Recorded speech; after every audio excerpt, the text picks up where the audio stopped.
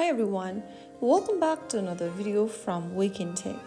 Today in this video, I'm going to show you how to change your password on Zara.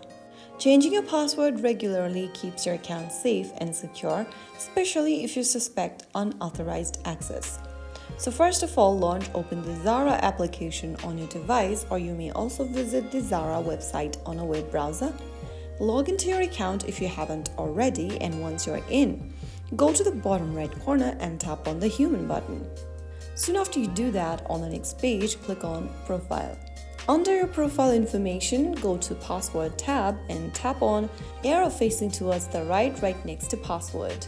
On the next page, write down your current password in the first tab.